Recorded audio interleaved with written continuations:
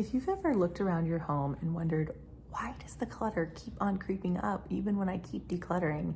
You might be falling into a couple of mindset and belief traps that are keeping you in a cluttered lifestyle. In today's video, I want to walk you through 10 common things that are holding people back from really living that clutter-free lifestyle they dream of. These struggles are so normal, and I promise you, we've all been there.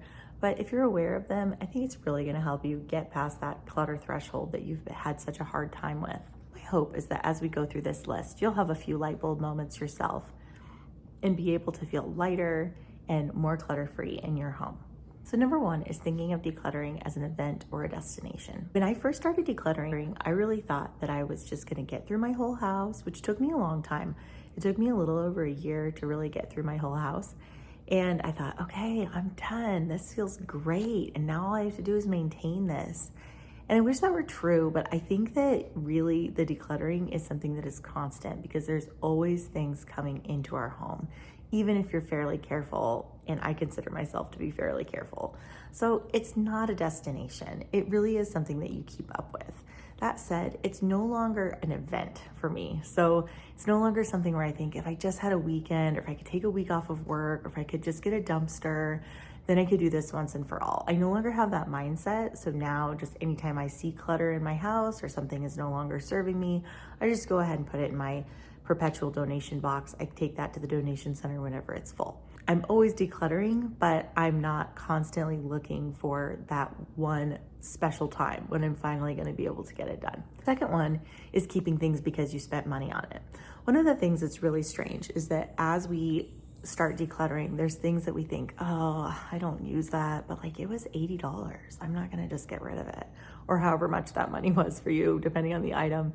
And so there's that like sunk cost effect where you feel like, well, I already spent the money. Well, just so you know, like you already spent the money. So keeping it doesn't actually give you the money back. And with it, it comes with guilt and shame for keeping the item.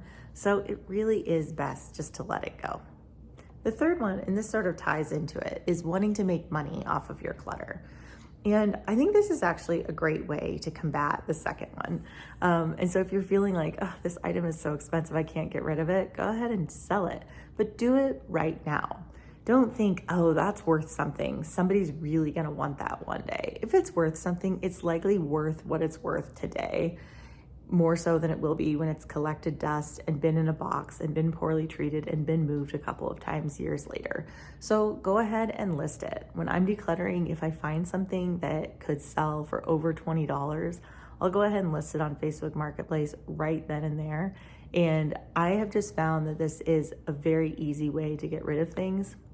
I don't respond to any, is this still available inquiries?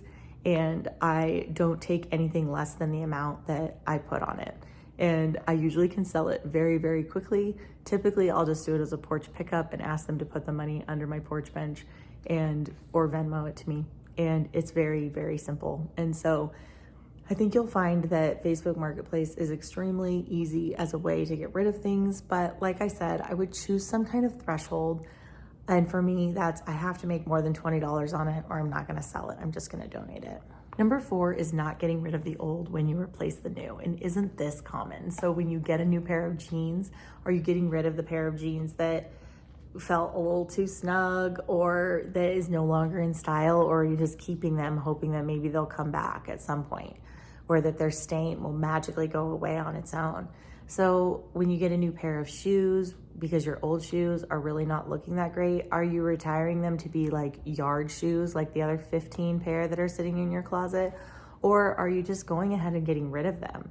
And I think that especially when items are worn to the point that they need to be replaced, then you can feel guilty because they often aren't donatable at that point.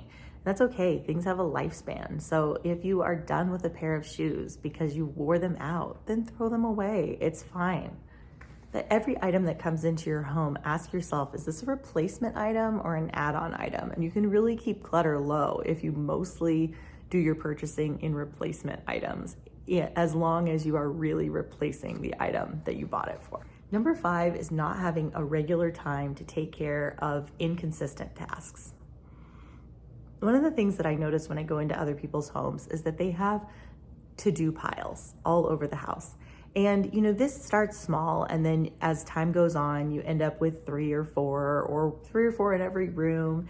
And it's understandable. I mean, there's all kinds of tasks that don't need to be done every week, so you can't put them into your routine, but they do need to be done. And so that might be paying an unusual bill, or making a return back to the store from something that you ordered online, returning an item to a friend that lent it to you. And all of these things are just normal things that everyone needs to do, but most of us don't have a regular time in our schedule to do them. And one thing I would recommend is just have a time each week where you take care of tasks that are like that. I do that each Thursday, and it takes me about 10 minutes. Obviously, if I need to take something to someone, I might not be able to do it within that time frame, but I could put it in my car and know that I'm going to be seeing that person this week and make it happen. And just knowing that I have that regular time on my schedule to know, okay, do I have anything that I need to take back to go to Whole Foods and return for Amazon? Do I need to take care of that return on my phone so that it's ready to go when I'm in that area? Can I pop it in my car so that it's really convenient and I have it with me? Those sorts of things, as long as it's just top of mind, that really helps. And then along with that, I would just say, if you are finding yourself returning things to people that you borrowed them from really frequently, and they're things that you didn't actually end up using, really take a minute and ask yourself if you're accepting loaned items that you didn't actually want. I find this happens a lot with books. People will read a book and then say, hey, you're gonna love this book. Here you go, you can borrow it. And I have just started to say, like, you know what? I will probably never read it. I just don't really have time for physical books.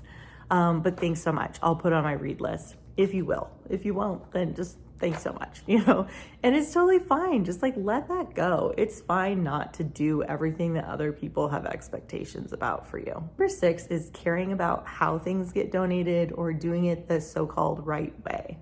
I think a lot of times when you see various items, you might say like, oh, linens should go to the animal shelter, and food that's not expired should go to the food pantry, and clothing should go to the foster closet. And you have all of these beautiful ideas for where things should go. And you know what? That would be a wonderful and ideal way to handle it.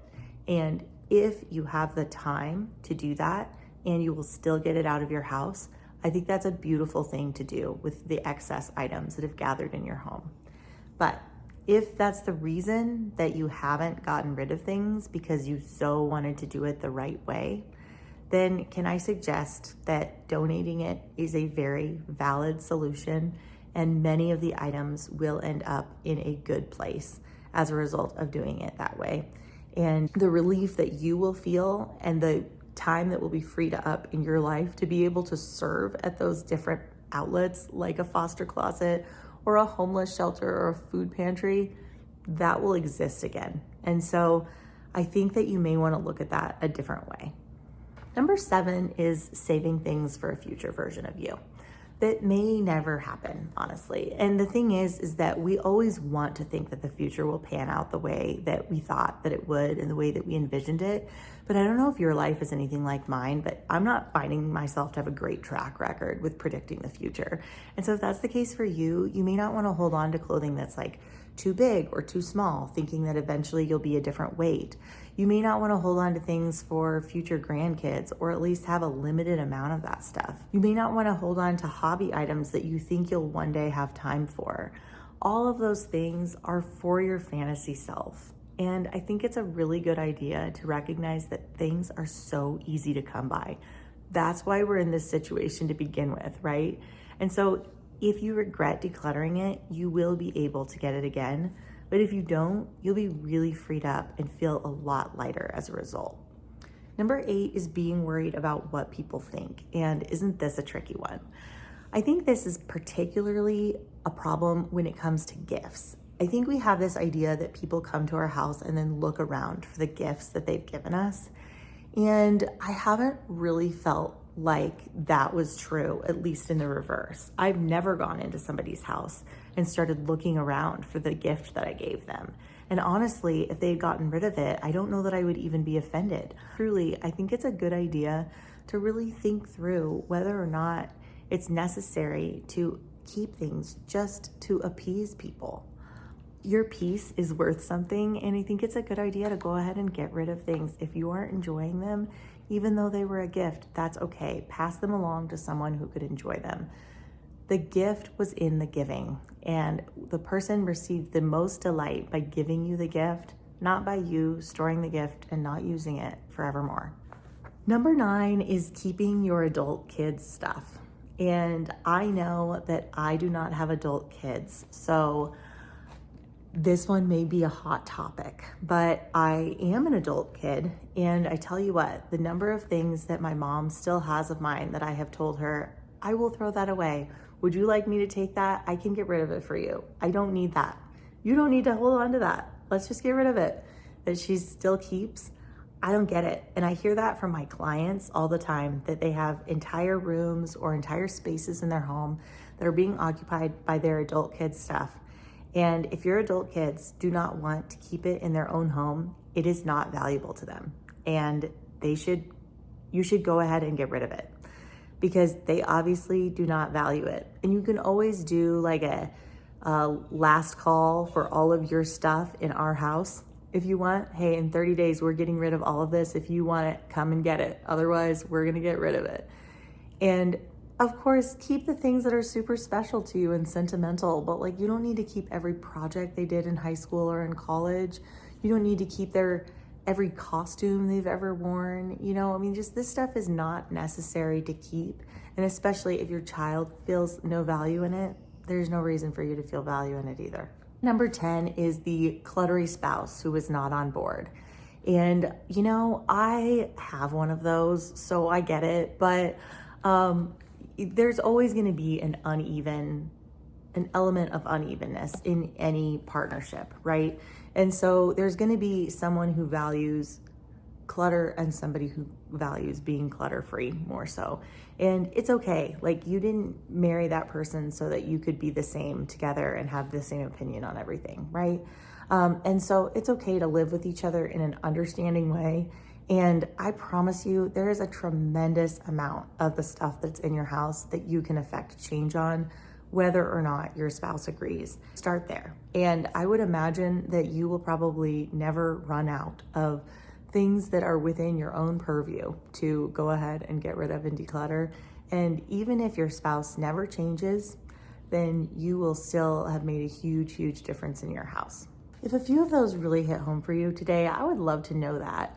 And just remember, you're not behind and you're not failing. These are really common pitfalls, but knowing about them and having them in the back of your mind as you're around all of your stuff each day is going to help you have freedom to get rid of them. So I hope you'll comment down below what's something that you decided to get rid of today because of this video.